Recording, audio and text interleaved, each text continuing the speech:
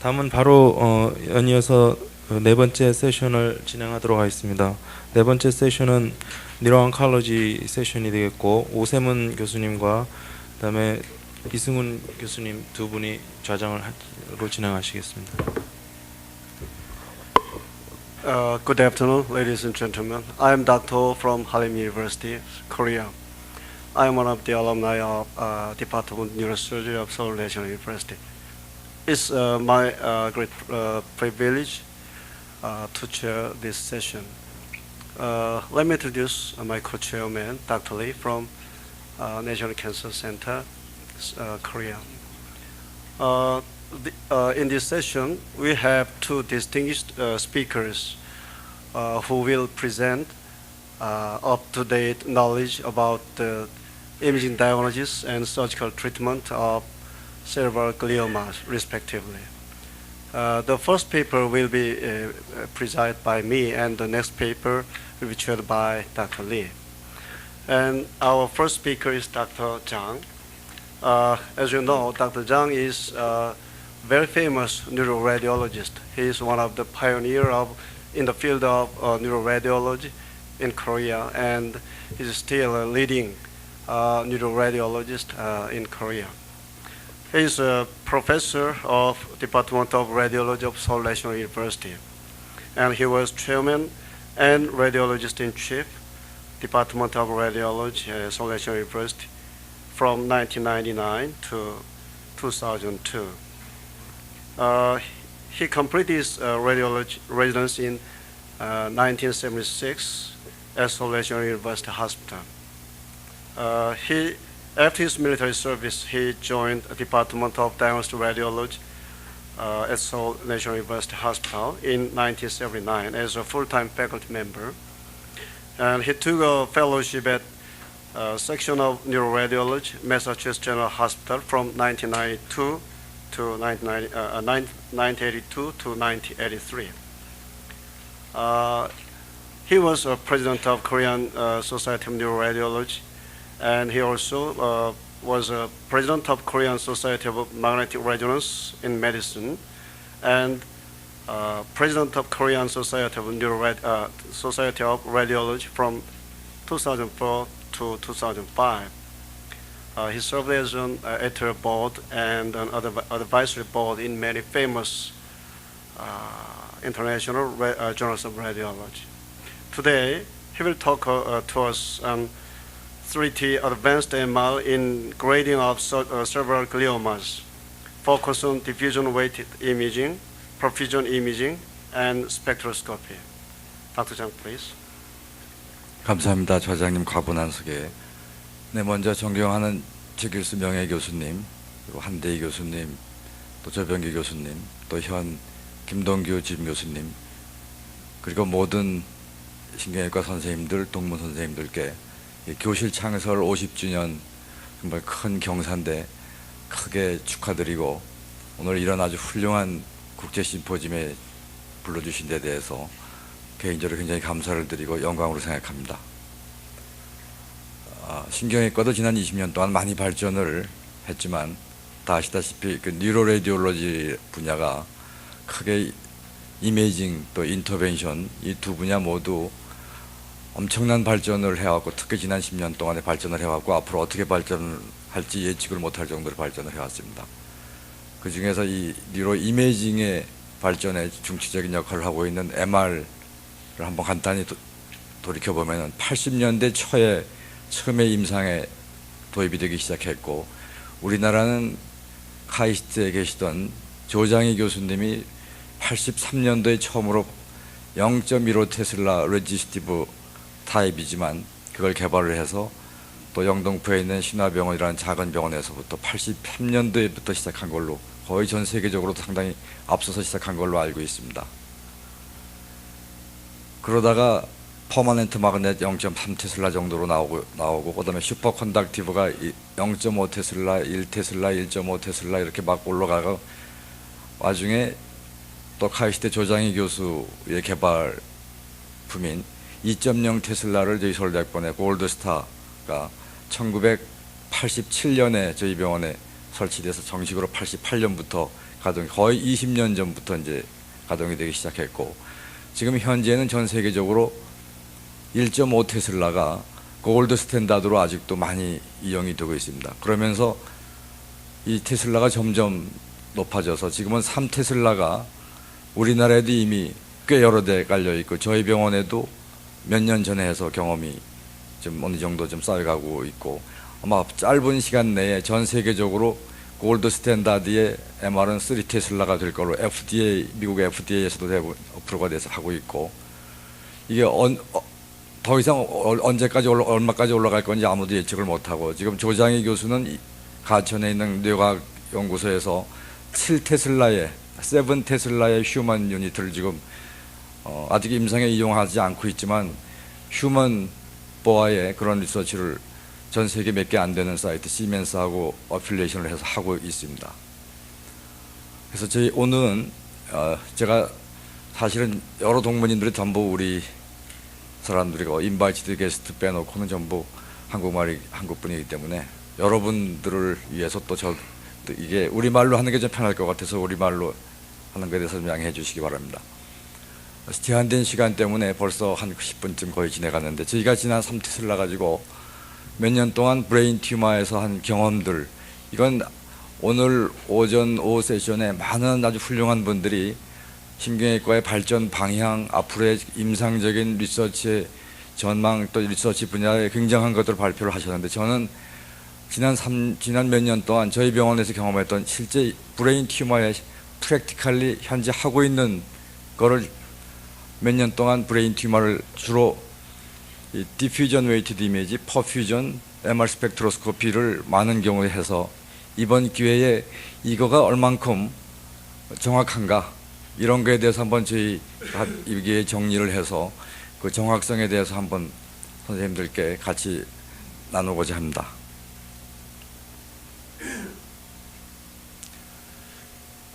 이렇게 필드 스트렝스가 MR이 나오면서부터 바로 올라가는 걸 보면 필드 스트렝스가 높아질수록 시그널 투 노이즈 레이쇼가 높아져서 결국은 해상력이 굉장히 좋아지고 이거에 대한 장점으로 씬 슬라이스 그러니까 서브 밀리미터까지 이미지를 얻을 수 있는 장점이 있고 케미컬 시프트라는 좀 어려운 용어지만 이런 케미컬 시프트가 필드가 올라가면서 좋아지기 때문에 아주 화합물 사이에 대사산물 사이를 구별하기가 어렵던 중첩되어 있던 걸 벌려서 특히 MR 스펙트로스코피 하는데 좀 더 정확성이 높아지는 걸 이론적으로 그렇게 알려져 있고 또 서셉터빌리티 이펙트 우리가 펑셔널 MR 이미징이나 아주 마이크로 헤모리지를 진단하기 위해서 디옥시 헤모글로빈 내추럴 우리 몸에 있는 베인에 있는 디옥시 헤모글로빈이나 마이크로 헤모리지 이런 걸 디텍트 하기 위해서 많은 그 어플라이가 가능한 이런 부분 서셉터빌리티도 굉장히 필드 스트렝스에 비례하고 또 티슈 릴렉션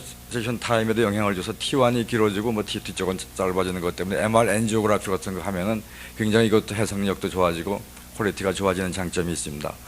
그 외에 마그네티제이션 트랜스퍼 이펙트도 좋아지고 단 하나의 단점은 필드가 올라가면은 거기에 또 라디오 프리퀀시에 웨이브를 줘야 되기 때문에 우리 몸에서 열이 많이 발생해서 이 소위 싸라고 하는 문제점 이게 필드에 굉장히 밀접한 관계가 있기 때문에 이게 현재 하나의 지금 문제점으로 되어 있지만 지금 많은 여기에 대한 또 세이프티 문제도 해결이 지금 되고 있습니다. 이렇게 해서 결국은 3테슬라를 지금 많이 이용을 하고 있지만 앞으로 5테슬라, 7테슬라까지도 이용이 될 수 있지 않을까 싶습니다. 브레인 튜머에서 우리가 주로 현재 브레인 튜머의 파이널 골드 스탠다드는 패솔로지를 보고 이 패솔로지와 카운터파트로 이 CTMR 지금 우리가 하고 있는 클리니컬에서 CTMR인데 과연 패솔로지에서 볼 수 있는 걸 우리가 이미지에서는 어디까지 볼 수 있는가? 그로스 몰폴로지, 셀룰라 마이크로스코피가 이제 프레오몰피즘이나 마이토시스, 셀룰라리티, 바스큘라리티, 네크로 이게 보통 흔히 유절 H 스테닝에서 우리가 튜머 진단할 때 로그레이드다 하이그레이드라는 걸 이용을 하고 있죠. 전자현미경으로 해서 BBB가 얼만큼 깨졌나 하는 걸 볼 수도 있고 요즘에 많이 이뮤노히스토케미컬 스타디를 여러 가지 방법으로 하고 있습니다. 컨벤셔널 MRCT 그로스 몰폴로지 어느 정도 대비 아시다시피 알 수 있죠. 그러나 이미징 가지고 셀의 몰폴로지는 알 수가 없습니다. 마이토시스 모릅니다. 그러나 셀룰라리티의 정도, 얼만큼 세포 밀집도가 높은가 하는 거는 컨벤셔널 이미지의 인텐시티로도 짐작이 되지만 특히 디퓨전 이미징을 하면은 셀룰라리티를 상당히 정확하게 예측할 수 있고, 바스쿠라리티는 엔지오제네시스하고 연관이 돼서 엔도세리얼 하이퍼프레자 또는 하이퍼바스쿠라리티는 요즘에 퍼퓨전 이미징으로 상당히 정확하게 진단을 할 수 있고, 이 그로스 네크로시스는 컨벤셔널 이미지 가지고도 알 수 있지만 마이크로스코픽한 경우는 MR 스펙트로스코피에서 마리난트 튜머의 네크로티스의 산물인 리피드 이런 메타볼라이트, 락테이트 이런 것들이 얼만큼 높은가 하는 걸 메타볼라이트로 MRS로 우리가 추정 가능하고, BBB 깨진 거는 컨트라스트 인핸스먼트에 되는 정도 가지고 프레디트 할 수 있고, 그건 병리에서 이뮤노히스토케미칼 스타디의 결과는 이미지 가지고 지금 현재 우리가 알 수가 없죠. 그러나 이 패솔로지에서도 지금 모르는 거는 메타볼라이트가 어떤 메타볼라이트로 구성되어 있는가는 어떤 패솔로지로도 지금 현재 알 수가 없고, 다만 이뮤노히스토케미칼 스타디 가지고 일부 뭐 다른 걸 알 수 있겠습니다만, 예를 들어 콜린이 튜머 때 굉장히 올라가 있다, 뭐 락테이트가 올라가 있다, 이런 거는 병리에서는 알 수가 없는 또 이미징만의 MR 스펙트로스코피의 장점이라고 할 수 있습니다. 이런 것들을 가지고 과연 우리가 진단을 했을 때 이런 점을 이용해서 얼만큼 정확하게 진단을 할 수 있는가 하는 걸 한번 정리를 했습니다. 네. 먼저 저희 스터디 한 것 중에서 최근에 하이 비밸류를 이용한 디퓨전 HD 이미징, 지금 현재 우리가 디퓨전 이미징은 하이퍼 어큐트 스트로크나 이럴 때 스탠다드 비밸류 1000으로 해서 많은 이미지를 얻고 있습니다. 이 비밸류라는 건 비밸류를 높이면 높일수록 모어 디퓨전, 헤빌리 디퓨전 웨이티드 이미지가 나오기 때문에, 그러나 현재 1.5 테슬라에서는 비밸류를 1000 이상 높여서 과거에 해봤더니 이미지 퀄리티가 디스토션 되고 너무 나빠서 지금 컴프로마이즈해서 1000 정도 하는 게 가장 낫겠다고 해서 전 세계적으로 이렇게 이용을 하는데, 3테슬라로 필드가 올라가니까 시그널이 좋아지기 때문에 비밸류를 더 높일 수 있다, 이런 이론적 근거에서 비밸류를 3000까지 한번 올려보자 해서 이런 스타디를 디자인하게 됐습니다. 그래서 하이 비밸류라는 건 우리가 디퓨전 이미징에서 하이 인텐시티로 보인다, 그 인텐시티를 구성하는 요소는 디퓨전이 잘 되느냐 안 되느냐 하나의 팩터와 T2가 얼만큼 높으냐 안 높으냐, 이 두 가지 팩터가 가미가 되는데, 비밸류를 높일수록 디퓨전에 의한 거는 굉장히 그 프로포션 올라가고 T2 이펙트 영향은 거의 줄어들게 돼서 실제로 B 값이 올라가면은 T2 샤인, 그걸 우리 T2 샤인술 이펙트라고 그러는데, T2 샤인술 이펙트는 굉장히 감소가 됩니다. 셀룰라리티가 높은 튜머일수록, 컴팩트 튜머일수록 프로톤의 디퓨전이 리스트릭션이 와서 마치 하이퍼 어큐트 인팍션처럼 DWI 이미지에서 하이 인텐시티를 보이는 게 셀룰라리티가 높은 거를 튜머에서 시사합니다. 그건 다른 말로 어페런트 디퓨전 코에피션트가 감소해서 셀룰라리티가 낮은 튜머, 가령 로우 그레이드 튜머가 대부분 셀룰라리티가 낮죠. 그런 경우는 ADC가 올라가고 하이 그레이드 튜머에서는 ADC가 높아집니다. 그래서 결론적으로 로우 그레이드와 하이 그레이드 튜머, WHO 클래시피케이션에 제일 문제가 되는 그레이드 2와 3, 4의 감별 진단, 이런 게 얼만큼 기여하는가를 정리했습니다.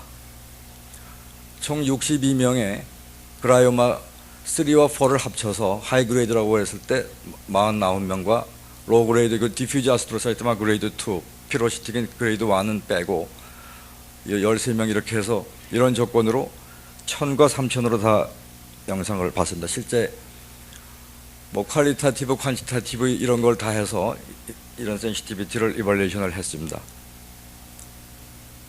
실제 예를 한번 보시면은 여기 튜머 T2 HD 이미지 있고 여기 있고 인핸스 했더니 이렇게 보여요. 누가 봐도 인핸스 잘 되고 하이 그레이드 그라이오마라는 건 알 수 있습니다.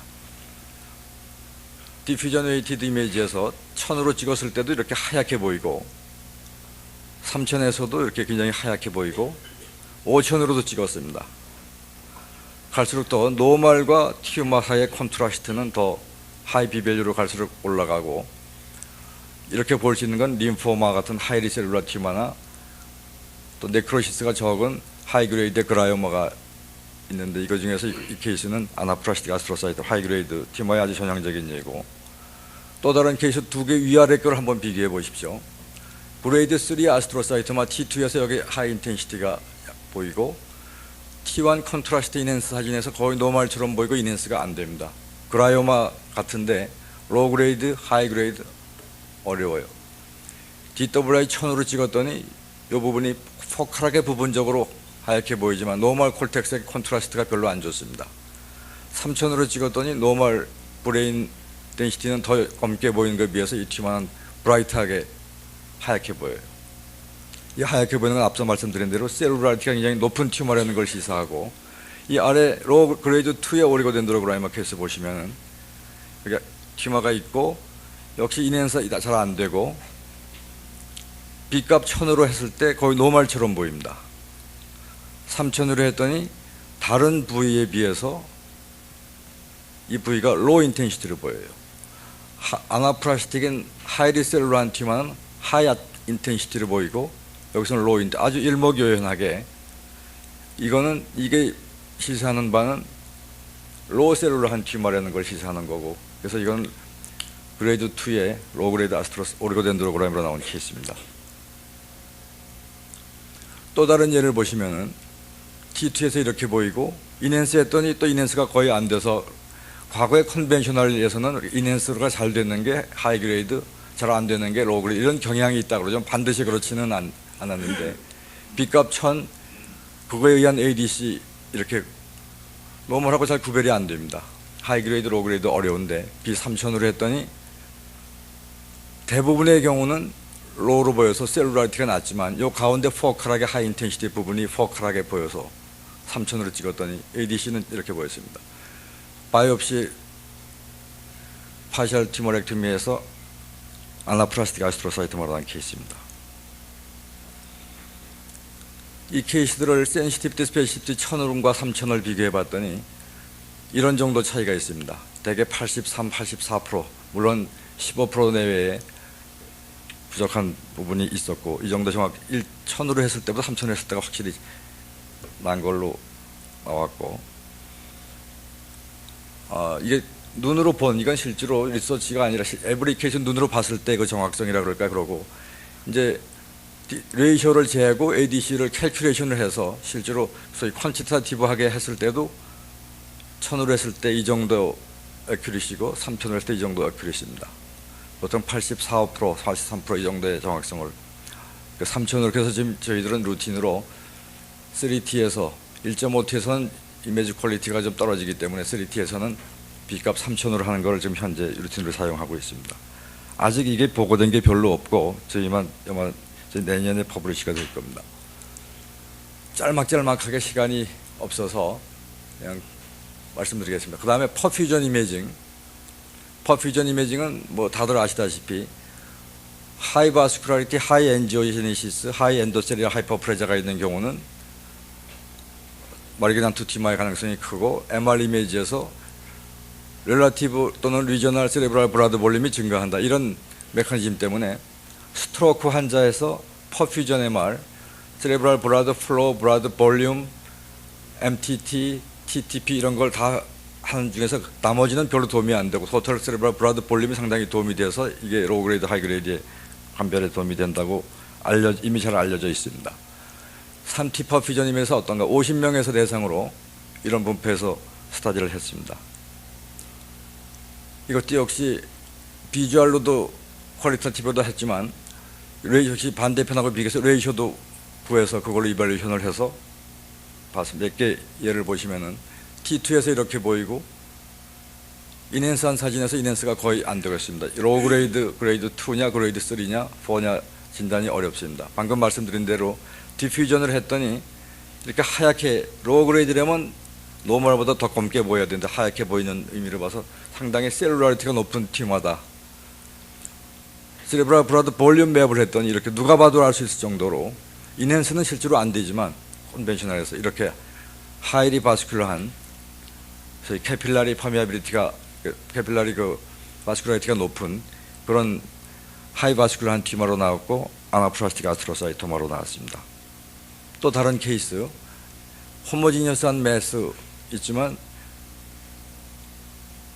세레브랄 브라드 볼륨 맵에서는 거의 노멀처럼 보여요. 림포마 케이스입니다. 림포마, 하이그레이드 그라이마도 퍼퓨전 이미지 가지고 되게 감별이 되고, 다른 케이스 레프트 템포랄 미디알 쪽에 T2에서 이렇게 보이고, 역시 인핸스가 안 된 케이스인데 1000으로 했더니 거의 노멀하고 비슷하고, B값 3000으로 디퓨전 떴더니 이렇게 로우 인텐시티로 보여요. 어디에도 하이 인텐시티, 하이 셀룰라이트를 시사하는 부분이 없습니다. 세레브랄 브라드 볼륨 그 위치에 올라가 있지 않습니다. 로우 그레이드 아스트로사이토마 나온 케이스고, 또 다른 케이스, 그러나 이 케이스는 여기에 매스 있고 인핸스 안 되고 T1에서 디퓨전을 찍었더니 로우로 보여요. 셀룰라이트는 낮습니다. 그런데 세레브랄 브라드 볼륨을 했더니 올라가 있어요. 이게 하나의 핏폴 같은, 많은 외국의 보고도 있습니다만 오리고덴드로그라이오마인 경우는 마이크로스코피에서도 그렇게 보이지만 아스트로사이토마보다는 좀 더 바스큘라리티가 많은 걸로 되어 있고, 로우 그레이드에서도 오리고덴드로그라이오마에서는 하이 그레이드가 있을 수 있기 때문에 이런 게 거기 정확성을 떨어뜨리는 좀 핏폴 중에 하나입니다. 네, 그렇게 해서 이 액큐리시를 봤는데, 그 액큐리시는 92% 센시티비티가 이렇고, 오히려 디퓨전보다 퍼퓨전 이미지가 제일 그 좋은 걸로, 나면 이제 MR 스펙트로스코피도 말씀드리겠습니다. 더 좋은 걸로 저희 결과도 이렇게 나와 있고, 이거는 외국에 있는 많은 연구하고 거의 1.5T를 한 연구가 대부분입니다만 거의 같은 결과를 보여주고 있습니다. 다음은 MR 스펙트로스코피에 대한 얘기. 이론적으로는 3T는 1.5T에 비해서 시그널 투 노이즈 레시가 2배입니다. 그러면 MR 스펙트로스코피의 각 메타볼라이트의 역시 인텐시티도 2배야 되는데 과연 그런가? 실제적으로. 그래서 저희가 두 가지로 정리를 했는데, 하나는 같은 환자에서 1.5T에서 3T를 비교했습니다. 또 3T에서 MR 스펙트로스코피는 인터프리테이션에서 T를 뭘로 하느냐 하는 게 굉장히 중요한 또 이 분석의 관건인데, 이 T에 따라서 과연 이 두 가지를 다 얻느냐, 그럼 시간이 2배로 걸리고, 하나만 얻어도 되냐, 이제 이런 것 때문에 저희는 그 마지막 정확성으로서도 이 스타디가 중요하기 때문에 이걸 같이 했습니다. 일단 두 가지를 같은 환자에서 두 가지 3T와 1.5T가 저희 병원에 계속 다행히 3T와 1.5T가 바로 사이드 바이 사이드로 있기 때문에 환자한테 양해를 구해서 1.5T로도 없고 3T로, 그냥 많은 환자를 못하고 13명밖에 할 수가 없었습니다. 그래서 그걸 비교해 봤습니다. 그라이오블라스토마 케이스인데 여기에 매스가 있고 여기에 있습니다. 위에 있는 게 1.5T, 쇼T와 인터미디에이트고 이게 3T. 어떻습니까? 거의 2배 정도로 좋게 보이지는 않죠, 일견 봐도. 다만 이 노이즈에 비해서 이 시그널이 메타볼릭 리피드 락테이트고 콜린이 올라가 있고, 이거는 좀 락테이트가 보이고 여기서도 락테이트가 보이지만, 노이즈 시그널 투 노이즈에서는 분명히 1.5T보다 3T가 더 높은 건 알 수 있지만 시그널이 거의 2배까지 올라가지는 않는 걸 볼 수 있습니다. 또 다른 케이스로 아나플라스틱 아스트로사이토마 케이스에서 1.5T, 3T, 훨씬 이쪽이 스펙트럼이 깨끗하고 콜린, 크레아틴, NA 감소된 거 양쪽이 다 비슷하지만 이게 조금 더 나은 정도입니다. 그래서 양쪽을 1.5T하고 3T를 그 시그널 투 노이즈 레이쇼를 비교했더니, 여기 수치는 100을 기준으로 했을 때 콜린의 시그널 투 노이즈 레이쇼는 쇼T로 했을 때 155%더라. 100에 대해서. 그러니까 55%가 증가한 거고 57%, 49%. 이건 2배가 넘질 않습니다. 메타볼라이트가. T를 좀 길게 해서 거의 롱T의 중간 정도로 했더니 거의 1.5T하고 3T하고 차이가 뭐 5%, 12% 이런 정도밖에 증가가 안 돼 있어요. 그러니까 상당히 여기서는 좀 실망하고, 3T라고 해서 시그널이 2배가 아니고 거의 1.5T하고 비슷하더라, 이런 결과를 얻었습니다. 또 1.5T와 3T 두 개에서 이 레이쇼를, 콜린 투 크레아틴 레이쇼, 메타볼라이트 레이쇼를 봤을 때는 1.5T, 3T 쇼T로 얻건 조금 롱T로 얻건 전혀 통계적으로 의미 있는 차이가 없었습니다. 다음에 같은 3T만 가지고 35명에서는 쇼T와 인터미디에이트를 비교했습니다.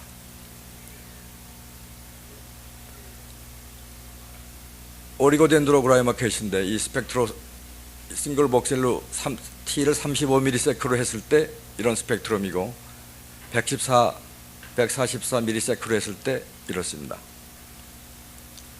오리고덴드로그라이마 케이스고, 이 두 개 보면은 콜린, 크레아티닌, 이게 NA입니다. 콜린이 튜머 마커라고 할 수 있는, 대개 지금은 아직도 대개 어느 세계 어느 병원도 이론적으로는 앱솔루트 메타볼라이트의 메저먼트가 중요하지만 굉장히 어렵고 임상적으로 실제로 이용되는 하는 데는 거의 없습니다. 그래서 이 레이쇼가 상당히 우리가 그래서 이 레이쇼가 저희 데이터에 의하면 COT에서는 한 2.5배 이상이 돼야 되고 인터미디에이트에서는 COT에서는 2배 이상, 여기선 2.5배 이상. 이게 굉장히 중요한데 이게 T에 따라서 이렇게 다르다. 그래서 이건 인스티튜트마다 T를 얼마로 했느냐, 또 두 개를 다 하는 게 좋으냐, 이런 게 중요하지 그냥 하나 얻어가지고 이 레이쇼를 정하는 거는 거의 데이터를 우리가 믿어도 안 되고, 그건 이 T가 얼마냐 하는 거, 얻은 건 이런 거를 꼭 염두에 두셔야 됩니다. 또 다른 그라이오블라스토마 환자에서 T를 35로 했더니 이 속의 네크로시스 때문에 여기 리피드 락테이트가 아주 톨 피크를 보이는 거에 비해서, 물론 콜린이 굉장히 크레아틴에 비해서 한 3배로 올라가 있습니다. COT만 가지고도 이게 하이그레이드 그라이오블라스토마라는 걸 알 수 있고, 인터미디에이트 시퀀스에서도 이건 리피드 락테이트가 T2가 짧기 때문에 조금 T를 길게 하면은 이렇게 시그널이 떨어지기 때문에 이렇게 보입니다. 역시 이때는 콜린 크레아틴 레이쇼가 이렇기 때문에 이렇게 보면 이건 뭐 하이그레이드 마리안 튜머라는 걸 알 수 있고, 그래서 이 리피드 락테이트 레이쇼도 굉장히 중요하고, 여기서 얘기하는 건 COT와 인터미디에이트의 스펙트럼이 굉장히 다르게 보인다는 걸 말씀드리겠습니다. 이거를 비교했더니 그레이드 2와 그레이드 4는 거의 오버랩이 되는 게 없이 통계적으로 굉장히 시그니피칸 차이가 있지만, 그레이드 3 아나플라스틱 아스트로사이톰에 해당되는 거는 그레이드 4에도 많이 중첩이 되고 그레이드 3에도 그레이드 2에도 중첩이 돼요. 이게 결국은 제일 문제입니다. COT에서도 그렇고 인터미디에이트에서도 결국은 그레이드 3가 컨벤셔널 이미징에서도 인핸스도 잘 안 되고 감별이 굉장히 어려운데, 결국은 이게 해결이 안 되고 이쪽도 구별이 안 되고 이것도 구별이 안 되고. 네, 종합적으로 제가 COT와 롱T를 비교했더니 각각 따로 얻었을 때는 역시 COT를 얻는 게 조금 더 거의 85% 내외. 두 개를 같이 얻어도 뭐 그렇게 더 많이 올라가지 않습니다. 그래서 시간 여러 가지 감안해서 한 가지를 얻으면 COT를 얻는 게 좋겠다. 같이 얻는 경우 이거의 장점도 아주 작은 게 있습니다만 거의 비슷하게 나와서 이런 거를 작년에 리포트했습니다. 지금 말씀드린 걸 거의 시간이 거의 다 됐습니다만 종합해서 보면은 디퓨전 이미징, 퍼퓨전 이미징, MRS를 모든 케이스에서 물론 다 할 필요, 과거에 저희가 경험이 적을 때는 많은 걸 이런 데이터를 얻기 위해서 했는데, 지금은 컨벤셔널 이미징에서도 누가 봐도 알 수 있는 그라이오블라스토마나 이런 건 할 필요 없죠. 그러나 그레이딩이 인컨크루시브 할 때는 이런 세 개가 방금 말씀드린 이런 정도의 정확성으로 도움을 줄 수 있다. 특히 그 중에서는 퍼퓨전 이미징이 굉장히 좋다는 말씀을 결론을 낼 수 있고, 마지막으로 끝에 간단하게 지금 트랙토그라피를 이용한 그 MR 디퓨전 텐서 이미징이 최근에 클리니컬리는 아직 많이 이용이 안 되고 있지만 일부에서는 물론 클리니컬리 지금 이용이 되고 있습니다. 이런 소위 디퓨전 텐서 이미징을 이용한 아나이소트로피 이미징, 이게 굉장히 많이 나오고 있는데, 이게 프랙셔널 아나이소트로피 맵이 이렇게 화이트 메타 트랙트가 하얗게 보이고 그레이 메타가 검게 보이고, 여기서 하얗게 보인다는 뜻은 화이트 메타가 하얗게 보이는 게 아니라 다만 이 프로톤의 워터 프로톤의 방향성이 어떤 일정한 방향으로 있는 거는 하얗게 보이는 거고 일정한 방향성이 없는 거는 검게 보이는 겁니다. 그러니까 스페리컬하게 뉴로널 셀이 콜텍스에 있는 뉴로널 셀은 되게 스페리컬한 걸로 보고 그런 거는 검게 보이지만 어떤 일정한 파이버 트랙트로 방향성이 있는 거는 하얗게 보이고, 이렇게 해서 만든 게 프랙셔널 맵이고, 이거를 방향에 따라서 콜프스 캐로즘처럼 오른쪽에서 왼쪽으로 가는 방향에는 빨갛게 표시하게 하고, 코로나 레디아타, 콜티코 스파이널 트랙트처럼 위에서 아래로 내리는 거는 이렇게 칼라로도 파랗게 칠하게 하고, 안트리에서 뒤쪽으로 가는 무슨 시피로 롱기튜널 파시프로스 이런 것들은 초록색으로 표시하게 하는 화이트 메타의 트랙을 방향성을 나타내는 맵으로 이용이 되고, 크게 하나, 둘, 칼라 코디드 디렉셔널 맵이라고 얘기하고 있고, 이걸 더 정교하게 이 하나의 파이버를 트래킹 해가지고 소위 트랙토그래피를 할 수 있습니다. 그러면 여기 예를 들어서 인터널 캡슐에서부터도 여러 가지 이런 파이버들이 달리는데 이거를 분리해서 컴퓨터 주로 이제 포스트 프로세싱에 얼만큼 정확하느냐에 따라서 이런 걸 할 수가 있죠.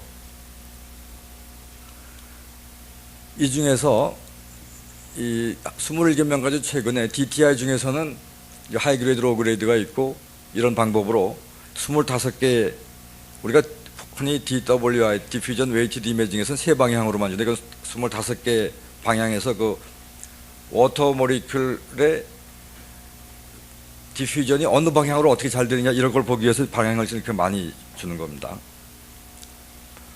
그래서 거기서 프랙셔널 아나이소트로피도 수치를 표시할 수가 있고 디퓨전 되는 정도를 민 디피지비티를 구할 수 있고 결국은 이제 파이버 트랙토그래피도 할 수 있는데 지금 많은 페이퍼가 나온 게 이런 거 자체도 수치가 로우 그레이드, 하이 그레이드 그라이오마의 감별에 도움이 되는가 굉장히 다른 결과를 많이 보여주고 있는데 결과적으로 저희가 보여는 프랙셔널 아나이소트로피는 전혀 도움이 안 된다. 이 민 디피지비티는 아까 DWI에서 보였던 ADC 밸류가 거의 같은 개념입니다. 역시 그건 여기에서도 의미 있는 결과가 보였다는 걸 말씀드리고 하나 예를 보여주면 그레이드 2 아스트로사이트마 여기에 있습니다. T2HD 이미지에서 프랙셔널 아나이소트로피에서 해서 쟀더니 0.38 여기 로우로 보이는 거였어요. 민 디피지비티가 0.15 이 부분이 조금 하얗게 보였죠. 아까 B값 3000 디퓨전 이미징하고 비슷한 겁니다. 그레이드 3 아스트로사이토마가 여기 지금 있었는데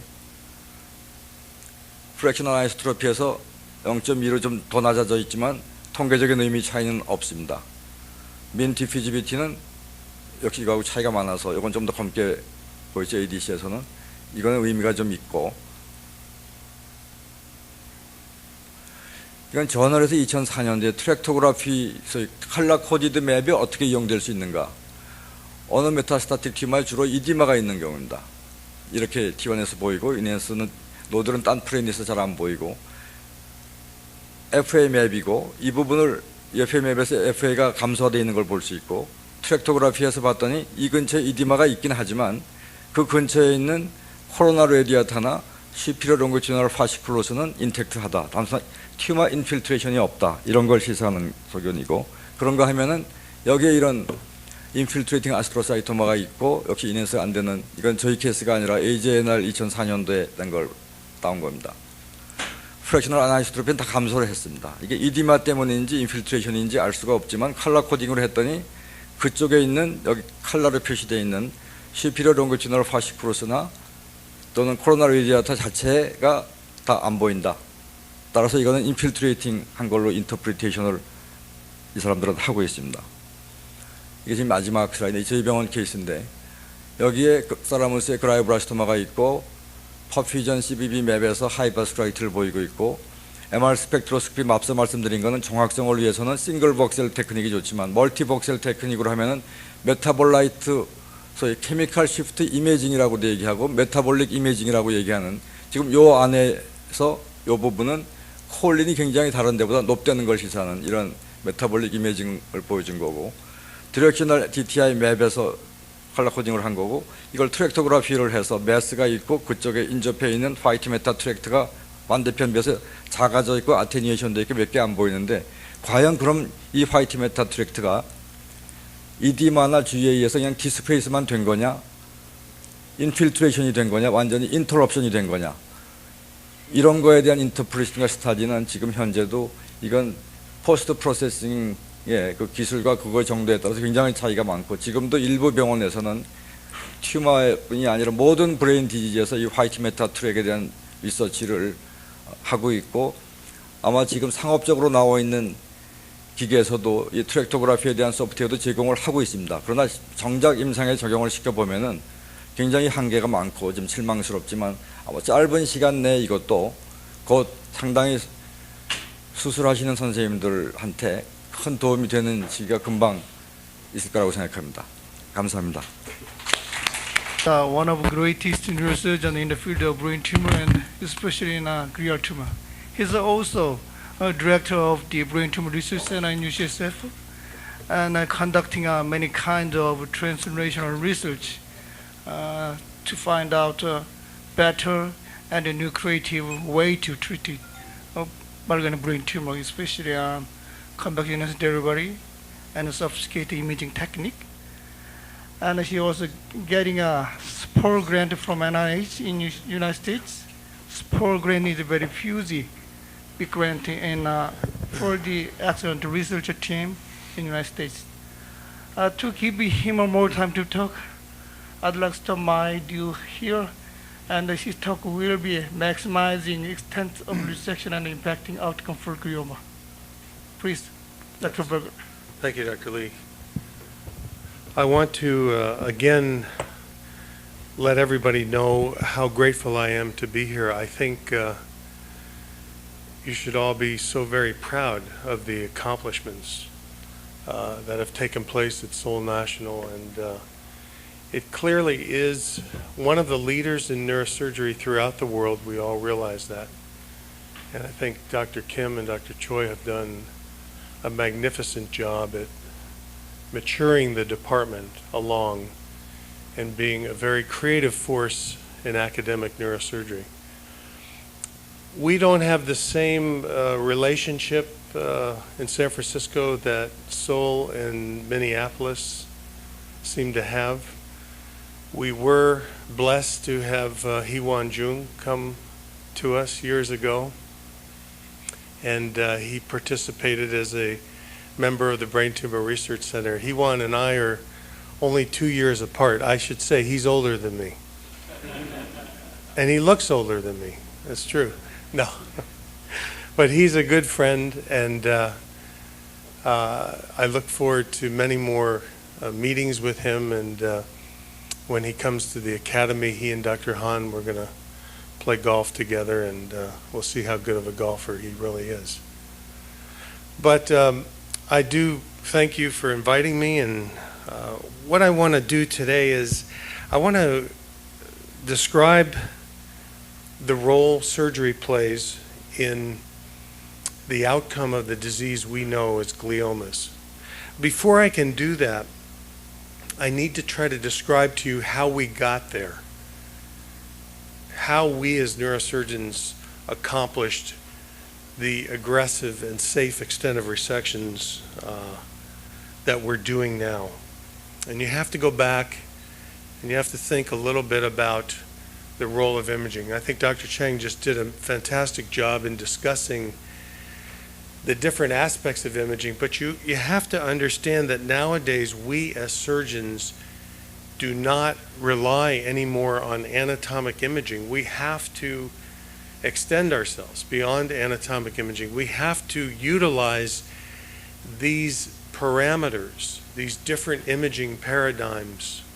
We have to bring them into the operating room. We have to see the tumor beyond what we're capable of seeing on anatomical images. And you saw some perfect examples of this, but for us, the gold standard has been to use the choline to NAA index with spectroscopy to try to define not only the disease, but the disease adjacent to the tumor, and to develop these choline to NAA index maps three-dimensionally that we can bring into the operating room that allow us to look at the disease based upon the ratio of 2.0 being neoplastic, anything above it being more strongly neoplastic. And then we can bring this information into our surgical navigational workstations, and we can define the disease beyond the pure anatomical borders that we see with pure MRI. And we as surgeons, as I mentioned the other day when I was in the department giving grand rounds, we can do aggressive surgical resections, but we fail to understand that we're leaving disease behind in ways that we don't naturally understand at the time of surgery. But postoperatively, we have an idea. We can look at this. We can see which voxels are at risk for early progression. So now we can look at, for the first time in our history of being neurosurgeons, we can look pre-surgically at these physiologic MRI parameters that tell us what we need to go after, not just the anatomy and not just the MR spectroscopy, but we know that we will make a more significant impact on patient outcome because we've looked at this prospectively in patients if we are aggressive not only with the contrast enhancing lesion and the necrosis within that lesion, but if we go after the area that has low ADC, because we know ADC is inversely proportional, as you heard, to cellularity. So we look at DWI and we look at lactate and lipid because we know that these are critical factors in the aggressiveness of glial tumors. So we as surgeons now preoperatively look at these parameters that tell us how to change the way in which we do surgery. The future is the higher field strength MRIs, and we don't realize it. We don't know what role they're going to play as we go forward, but when we start to see these beautiful 7 Tesla images in our patients with tumors, and then we can see with a much greater signal to noise ratio the spectroscopic patterns that come out of this, we've got to be very, very excited about now beginning to look at the infiltrative margins along with the ADC, the DWI, the perfusion weighted imaging, etc. The other thing that we've done is we've begun to better understand the functionality of the brain that we're going to work within or adjacent to. And we have been lucky, like you have, to have MEG. Not all centers have MEG. It is for glioma surgery, it is much more robust than functional MRI.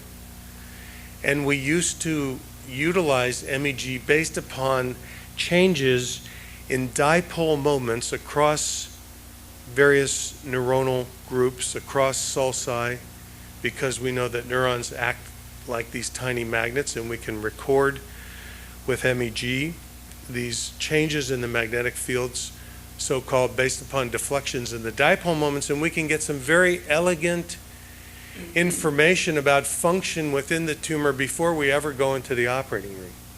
This technique has allowed us to define how likely we are to find tumor in a given functional area, or I should say function within the tumor. And as you would expect, there's a higher likelihood of finding non-necrotic disease within functional aspects of the tumor as opposed to glioblastoma. But even in glioblastoma, we can see patients who have functional pathways that are preserved, that are intact, going right through the enhancing portion of the tumor. So MEG has helped us to understand it. Now we have a different statistical modeling paradigm, the so-called synthetic aperture magnetometry, which allows us to look at the baseline activity of the brain. For example, beta band activity, as you know, that's about 13 to 30 hertz, just above the alpha waves.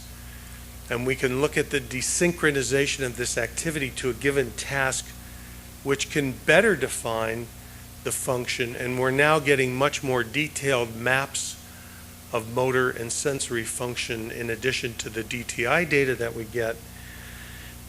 And I think the holy grail, if you will, is going to be with language mapping, and there is some definite data coming out of Japan from Harada's group showing that we may be able to replace the WADA test, the invasive WADA test, to determine cerebral dominance based upon, once again, desynchronization of the low gamma band activity to silent reading tasks. And this may be a very good way to really define if a patient's dominant. Because when you see a patient in the clinic who's left-handed, you have to do a WADA test currently to just understand whether or not you're going to be faced with decisions regarding language mapping. So we're doing something a little bit different. And again, this symposium is about the history of the department, but it's also about the future of neurosurgery. I want the residents and the fellows in the audience to think about how you're going to make an impact in this disease.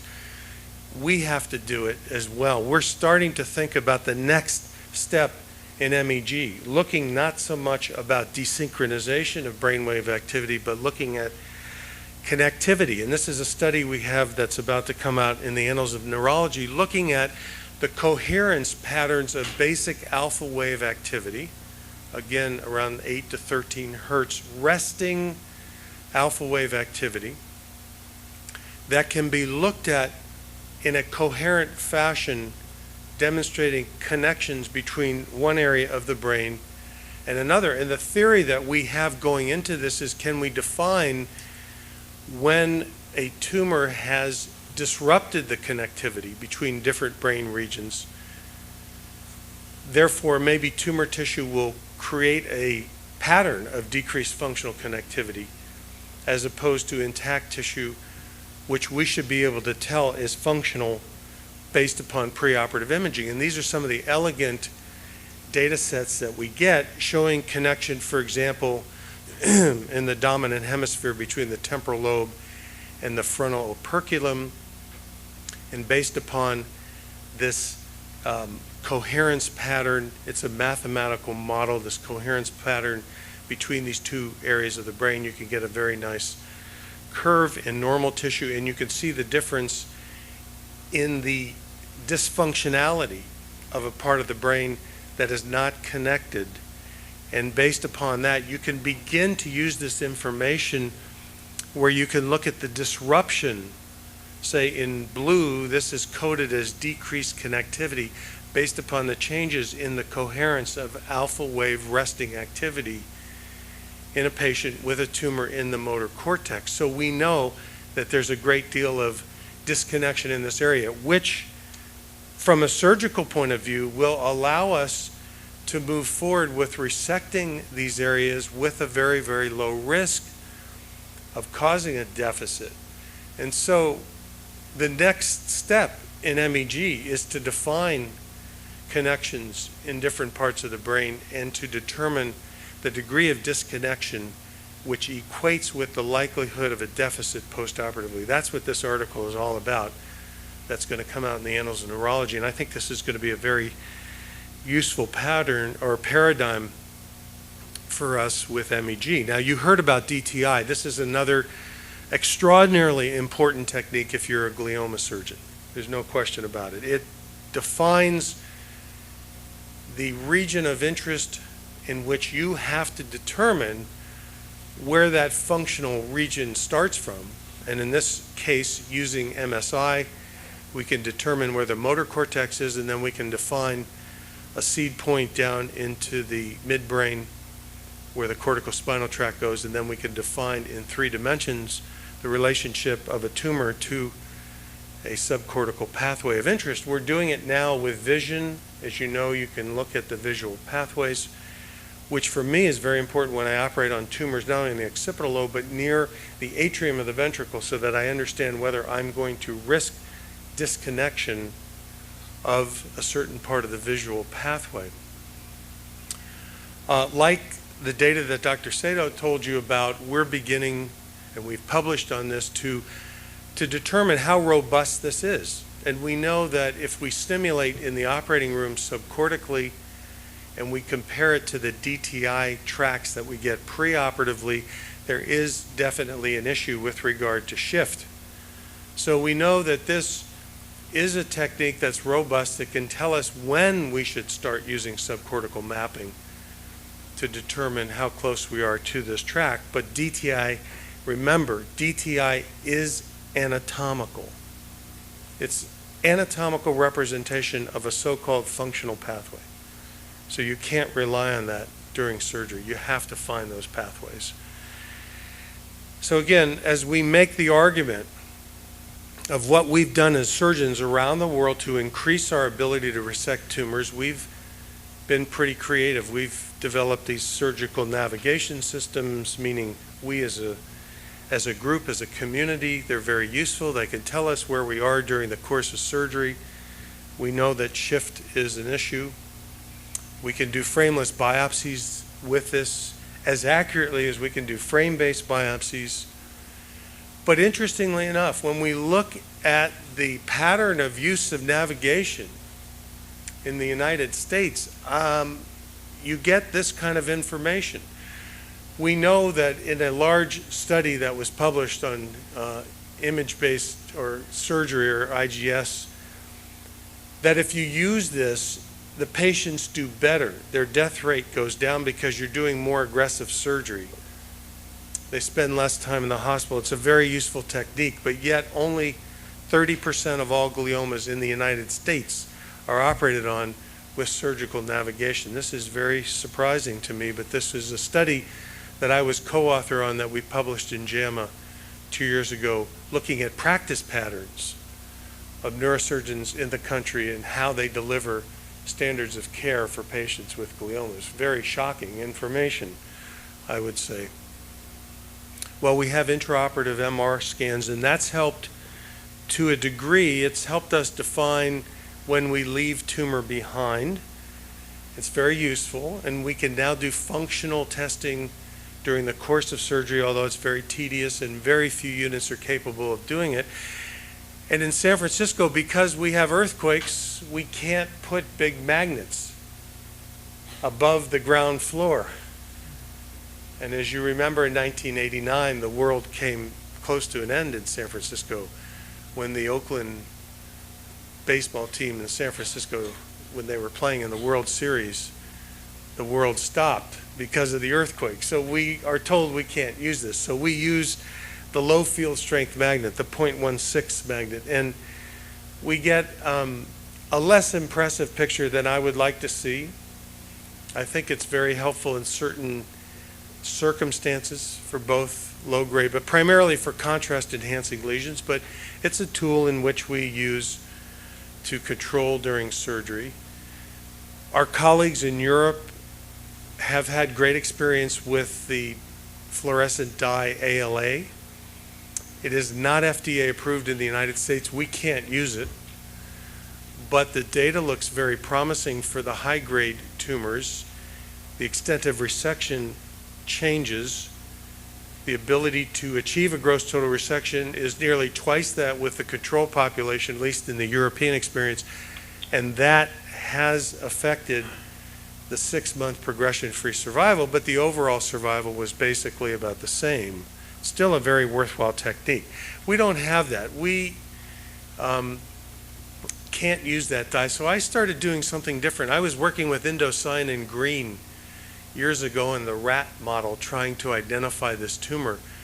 And then at the same time, the Zeiss company started working with us to modify the microscopes for vascular surgeons. So my vascular surgeon, Mike Lawton, uses this to determine whether his clip is on the aneurysm. And I said, gee, this is a good technique. I used it in the rat. Let's look at it to see if we can control for extent of resection, because this leaks across a disrupted blood-brain barrier. And actually, depending on how you window this, it can be a very effective technique. We've done 10 patients where we've looked at this, and we're now starting to analyze that data to determine whether that's going to be a useful dye to help with extent of resection. But no matter what you do to identify the tumor, you still have to be careful about the function. And I want to just show you how I have evolved as a surgeon, as many of you have, with functional mapping.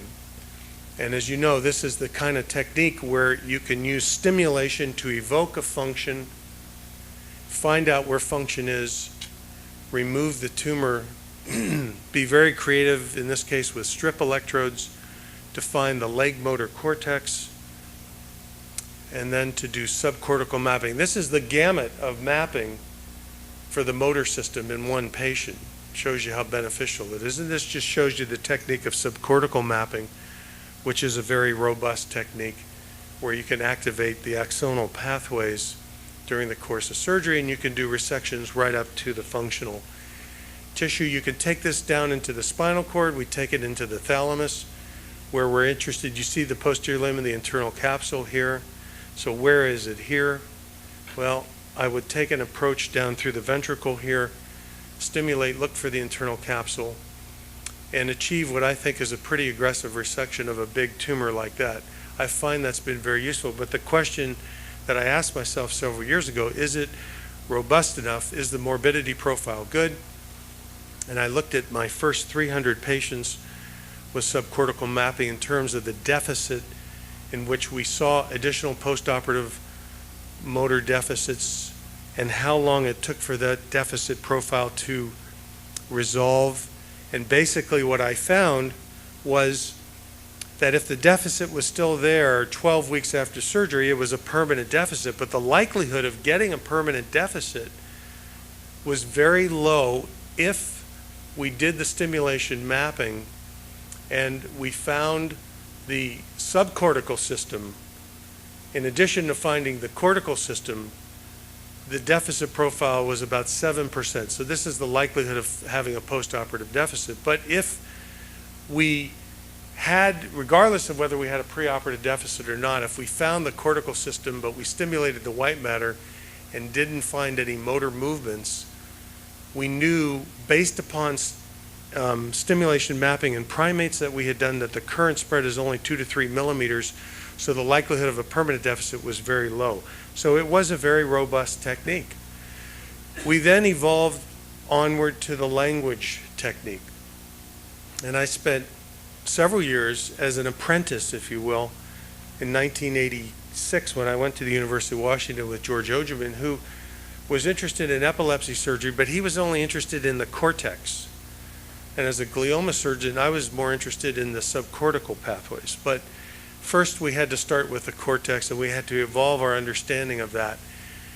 And we had to adjust the mapping technology for the glioma patients. I've collected that data through the years, and I'm beginning to build a composite brain atlas where I've taken all that data that I've defined during surgery, I've kept it on my navigational workstation, and I'm creating a real functional brain atlas. And I'm looking at whether regions like Broca's area is affected in terms of age, and as we can see from working up into patients who are 20 all the way up to 50, there is no difference in defining where Broca's area is. Naming function, as you know, it can occur anywhere throughout the dominant cortex, and male and females are no different in terms of where you find naming, but age does affect naming. And this coincides with an article that I published a few years ago in the Journal of Neurosurgery showing that the pediatric brain 8 years of age and under had a different language organization than the adult brain. So it's very different. The perisylvian distribution of language is different in the young brain versus the older brain. It's probably because of the migratory or migration pattern of neurons early on in life. So we use this technique to do things that I never thought as a surgeon I'd be able to do, where we could take a big tumor like this, where we could map brain function. Let me just go back here. Where we could map function, we could see the bottom of the face motor cortex. Sylvia and Fisher, this is the tumor as it ends in the face motor cortex, but we don't find any area for speech arrest or naming or reading overlying the tumor. And we can basically take somatosensory cortex out, spare the face motor cortex, take out the area that normally would be responsible for Broca's area, and we can do a very nice aggressive resection isolating the bottom of the face motor cortex. And you can see this is tumor in here, which fortunately about 12 years later now has not recurred, but this was a very aggressive tumor. We also can use our information about language mapping to rethink what our traditional teaching has taught us about certain areas of the brain. For example, when you take a lesion like this and you remove it, this is a site for naming and reading deficit, and you basically disconnect the temporal lobe from the parietal lobe going forward toward the frontal lobe, you think that you would be likely to have a conduction aphasia, and yet we don't see that. And we don't see it routinely with any degree of predictability. So language mapping has allowed us to change our way of thinking about this. We can take very large tumors like this in the insula, and we can aggressively resect them after we map them out. And unlike the traditional teaching that some of us grew up with, where Yasser used to say, you must go through the Sylvian fissure. I never thought that was a reasonable technique. Because I think when you do that and you take out a big tumor like I just showed you, you can't get there by just splitting the Sylvian fissure. You need to think about a different approach. And as long as you define the lenticulostriates and then the subcortical pathway, if this is non-functional, you can take it out. And you can take it out and you can aggressively resect tumors like this safely and take tumors down like this to here. You see the blood outlining the surgical cavity, going underneath the middle cerebral and sparing the lenticulostriates. So that's changed my mind about how to approach these lesions. Likewise with a posterior insular tumor, instead of risking splitting the Sylvian fissure here, why not map this, come in on either side of the fissure where it's not functional, and gain access down into this tumor and then radically resect it without having to injure the vessels that come out. So again, subcortical mapping proved to me that it was not a bad technique in terms of causing deficit. Well, I spent over a year collecting this data. This is my experience with 250 cases in which I'm going to propose to neurosurgeons around the world a paradigm shift in language mapping. And this work was accepted to the New England Journal of Medicine. It'll appear in November. It redefines our concept of where language is located in the brain, because we wanted to understand whether or not we could do this kind of work and avoid a language deficit, and at the same time describe where we saw language in such a way that we could predict the postoperative language deficits, but we could base our resection on negative language mapping. That is very different than what Penfield told us, what Ogerman told us. In those earlier studies, we were told you had to find a positive language site before you could take out any other piece of cortex. I thought many years ago that that was probably not correct, that you didn't need to do these big procedures and these large exposures, and that you could rely on negative mapping to base your resection. And that's the substrate of the paradigm shift, is that you can do small exposures. You don't have to get a positive site. You can rely on it and make sure that you're not going to get into trouble with that. And so we looked at the last 250 patients where I had mapped purely language in a group of patients that for the most part had intact speech. And I'm just going to take you through this. This just shows you where the sites in each of these brain regions was mapped. You will see a number in which there is a positive, statistically significant effect upon stimulation mapping here for a given function. So as we go through this, you'll see this is looking at naming sites, the only sites where you see naming in the frontal lobe. Reading is another site in which I now do not map reading function in the frontal lobe, because I've only found it once in the last 250 cases. In the temporal lobe, looking at naming sites, you get the impression that there is a shortage. There's a small number of positive sites here. Reading as well. You would expect reading to be much more widely distributed, but it's not. Parietal lobe for naming, small number of sites. Reading, same thing, inferior parietal lobe. So basically, what does that leave us? It leaves us with this, which is the negative language map of the human brain, showing that there are many cortical regions which are not functional for language, that can be removed, which is very different than the traditional thought of where language was located. And if you ask the question, why does that exist? I think we're learning from my colleague Hugh Defoe in France that there's a great deal of cortical reorganization. This is why the language data is very different than that original paper I published with George Ogerman showing 117 patients with epilepsy language sites. The cortical localization is different because over time you see something like this, a tumor surrounded by functional tissue. You resect the tumor, subcortically map it, preserve this, and then 7 years later, the tumor grows back. You go back in, here's the tumor now, you remap it, no naming or reading, in a very limited field. Where there was naming and reading previously, motor function has now shifted forward as opposed to where it was, allowing you to resect this tumor without any deficit. So I believe that what Hugh has been telling us is correct, that there is plasticity in the brain, in the adult brain. There's no question about that.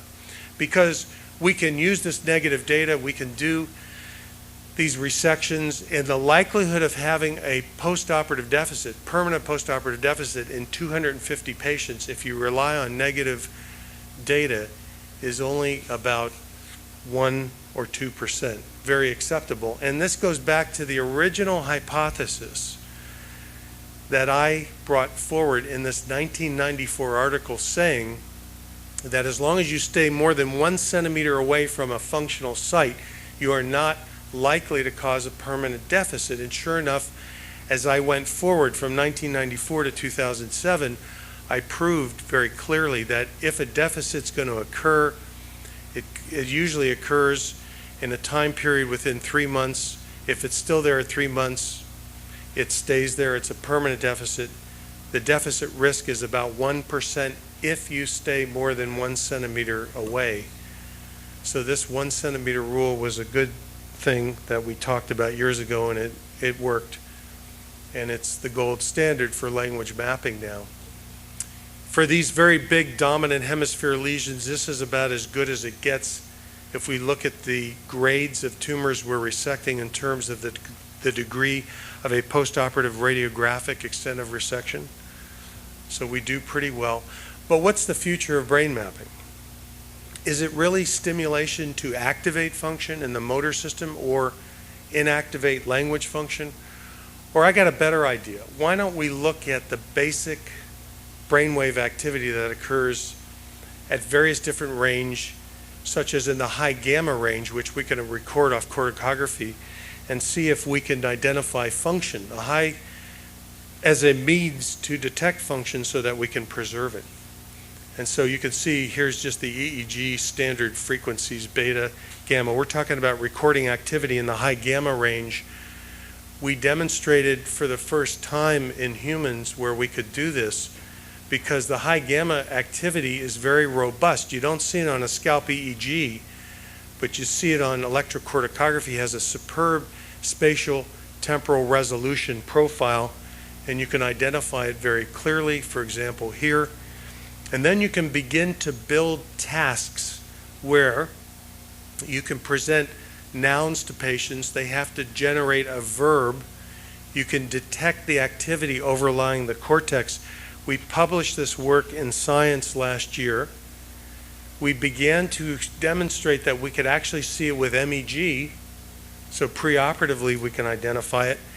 And then when we did the verb generation test, we got these different responses at high gamma activity for the noun and the verb, and then we put it together in what I think is an extraordinary movie. And this is actually the real activation of the brain. When you present a noun, you hear it, you process it in this prefrontal region, and then you tell your brain to say hit, and you hear it. And this all takes place in about 2,000 milliseconds. This is the way the brain works, and this is the way it's wired. And in the future, this is the way we're going to map the brain. All right, so to conclude this talk, I just want to run through over the next 10 minutes, hopefully at the most, our ability to understand whether or not we've impacted outcome with extent of resection. So we now know that we can do surgery, we can do it aggressively, we can map function, and we can get away with it without hurting patients. But the question is, have we impacted outcomes? So I went back and looked at this literature, the entire literature, in which there's statistical significance of survival or time to tumor progression in series with over 75 patients with low to high grade gliomas. And one of the problems with the literature, if you look at it, is some of these studies, report extent of resection by the surgeon, some by postoperative MRI, but very few actually draw in and calculate volumetric resection. So this is a study that's currently in review at neurosurgery. And this is the substrate for what I put in the booklet there. But you can just tell the difference in volumetric determination of a lesion versus two-dimensional view. It's very, very different. And so if you look at all the data that exists in the world from 1990 to now on high-grade gliomas, you see that there are about an equal number of studies that show a benefit or a lack of benefit with extent of resection. If you look at this graphically, at least over the past 5 years, that more and more studies are showing a positive, statistically significant effect on extent of resection for high-grade gliomas. This just shows you the spectrum. You don't have to worry about these numbers because I'll define it for you. But the positive in green studies, non-volumetrically assessed for high-grade gliomas, supporting a more aggressive approach versus the negative studies, again, non-volumetric. And in the history of neurosurgery, there are only 4 studies, of which I've participated in 2 of them, which look at quantitative assessment of extent of resection, and 3 of those 4 studies have shown a positive effect on outcome. There really is no clear delineation between the effect of chemotherapy or radiation on any of these studies, so they're all fairly well internally controlled.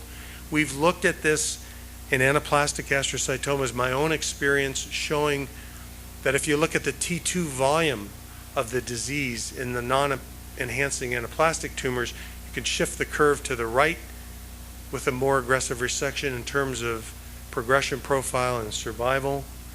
You can do this if you look at the volume of residual contrast enhancement. In other words, you can make an impact on patients with grade 3 tumors. You can make the chemotherapy work better if you do a more aggressive resection to start with. This is a study we published a couple years ago in a patient population, all glioblastoma, all recurrences. Every one of them got Temodar. And if you did a more aggressive resection, leaving a smaller volume of residual disease, the patients did better in terms of the progression and overall survival. So chemotherapy works better with the least amount of residual disease. But if you look at that whole thing together, the difference in survival with a gross total resection is only about 3 months for a grade 4 and probably about 10 months for a grade 3. But the problem is that we're not looking at this data carefully. So we went back and looked at the data in nearly 900 glioblastoma patients from UCSF clinical trials, initial diagnosis of GBM, where we looked at the extent of resection and whether or not it affected survival if you achieved a gross total resection. So this is a surgical control group for all the studies that will appear from now on in. We based this upon a recursive partitioning analysis that we did, looking at different risk stratification factors for glioma patients, low risk as you would expect, less than 40, and happen to be in the frontal lobe. And overall, if you look at these 2 groups, there's not a lot of difference in the risk stratification altogether, gross total versus non-gross total resection. But if you look at these groups separately, you see a significant difference in median survival for a glioblastoma if they're in this RPA risk group 1. If you combine both of these low risk groups together, it's 140 weeks median survival versus these high risk groups. So you do make a significant difference in extent of resection and outcome in glioblastoma if you consider the patient stratification factors by this RPA analysis. And you see the difference in achieving a 1-year survival, 100% in this low risk group with a gross total resection versus 90% at 1 year, versus the high risk group, 40% versus 26%. So you have to take this into consideration. Moving along to low-grade gliomas, the story gets very, very different. Because in low-grade gliomas, there are more studies since 1990 that have supported an aggressive extent of resection in terms of outcome. And with the same statistical requirements to gain entry into this retrospective analysis of the literature, you see a significant number of studies favoring a more aggressive extent of resection in a non-volumetric fashion. And when you look at the quantitative studies that are out there, there are only 4 in the history of neurosurgery. 3 of the 4 did show a difference in survival.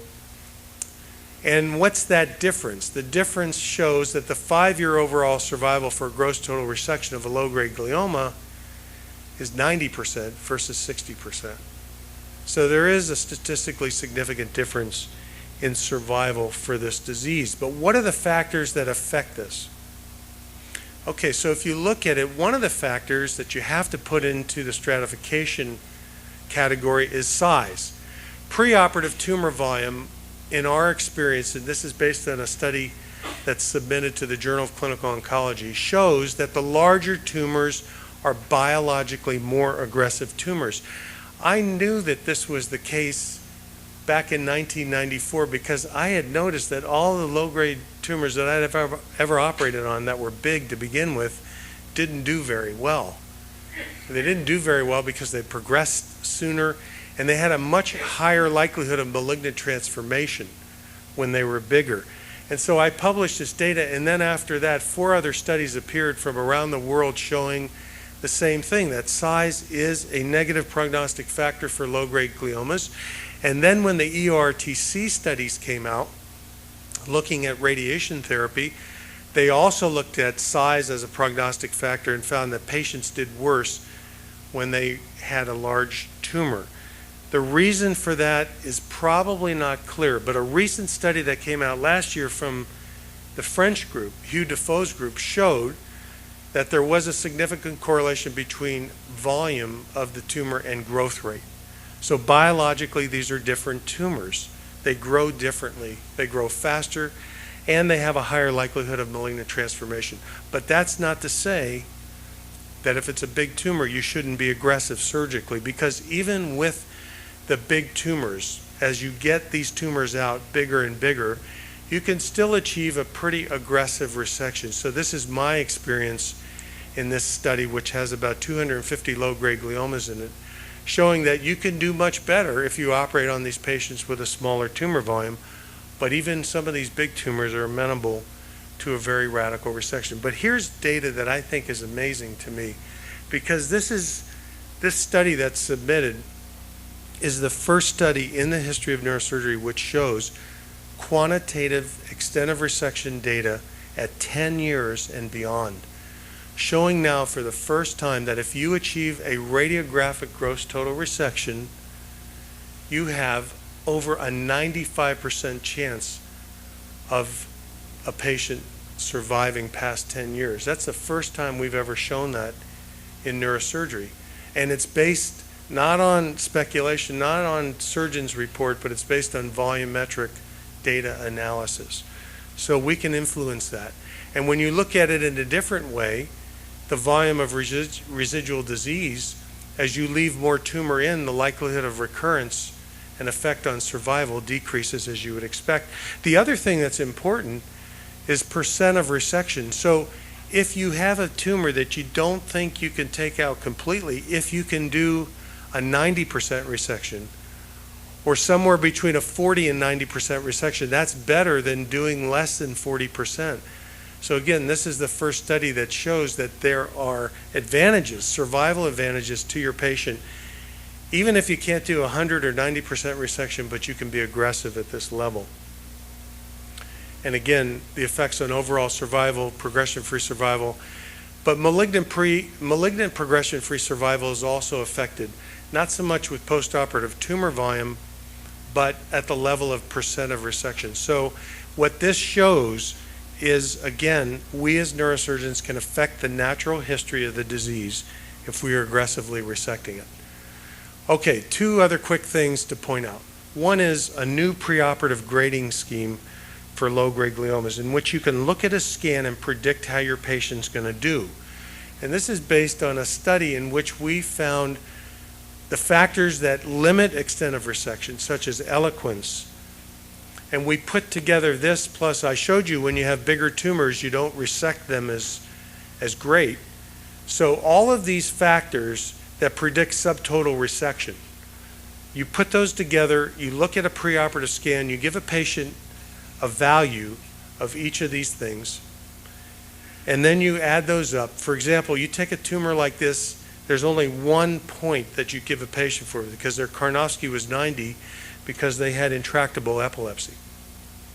You take a tumor like this, you give a patient 3 points. So these are 3 points because of these negative prognostic factors, and then you can develop a long-term follow-up scoring system that if your patient scores 0 to 1, you can see the cumulative survival just based on the preoperative scan, which is great. I use this now in the clinic when I see patients with low-grade gliomas. And then here's the other curve that looks at survival, again, showing the difference in outcome just based on those factors that limit aggressive resections. The point I want to make here is that presumed eloquence doesn't mean that we can't do a gross total resection. So don't give up just because the tumor is located in the dominant hemisphere. The final thing I just want to comment about is seizures. This is a study that's coming out next month in JNS, looking at 330 patients that we've seen that I've operated on at UCSF in the last 5 years with seizures.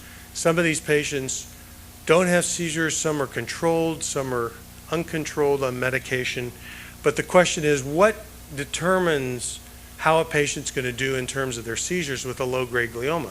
The goal now, I've moved away from corticography on all these patients, unless they're really intractable, 13, 14 seizures a day. But if they're under pretty good control, my goal is lesionectomy only. And with that goal in mind, these are the negative prognostic factors for preoperative seizure control, as you would expect. With lesionectomy, we do pretty well. We get an Engel score 1 or 2, excellent seizure control with lesionectomy alone. But the factors, the multivariate predictors of uncontrolled seizures are less than an aggressive resection, duration greater than 1 year, and simple partial seizures. So again, when you see a patient who has a seizure in a low-grade glioma, don't let them continue to seize for long periods of time. It's better to operate on them earlier. That's a paradigm shift in the neurology world that we have to convince the neurologists about.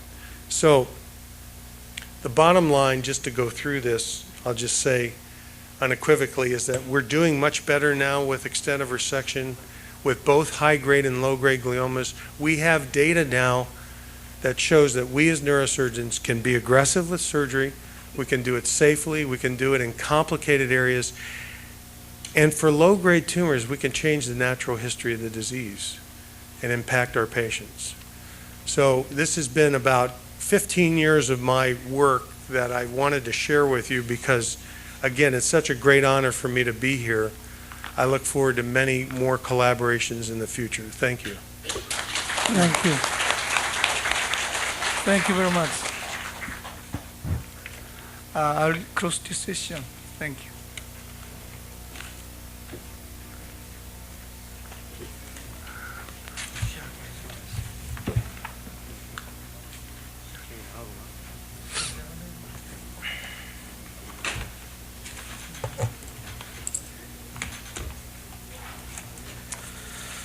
Professor Ki-hyun Chang, on behalf of the Department of Neurosurgery, Seoul National University College of Medicine, I take a great pleasure in presenting you this letter of appreciation in acknowledgement of your lecture. 3 Tesla Advanced MR in Grading of Cerebral Gliomas focus on diffusion-weighted imaging, perfusion imaging, and spectroscopy. Given to our faculty and colleagues on September 1st, 2007 at this college, Dong-Kyu Kim, Professor and Chairman, Department of Neurosurgery, Seoul National University College of Medicine.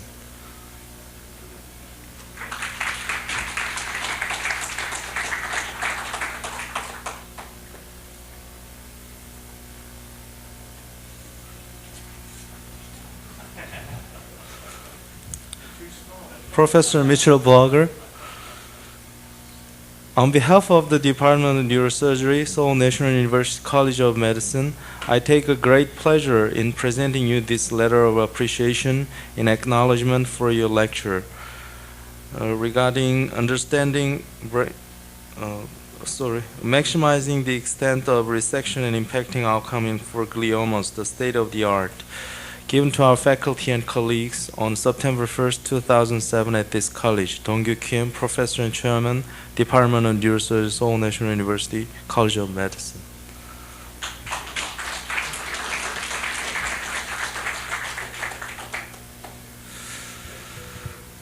시간이 좀 20분 정도 경과가 됐습니다만은 그 만찬 관계로 해서 예정대로 그 커피 브레이크는 4시 10분까지로 하겠습니다. Now we are going to have a coffee break for about 10 minutes and we'll start next session at 4:10.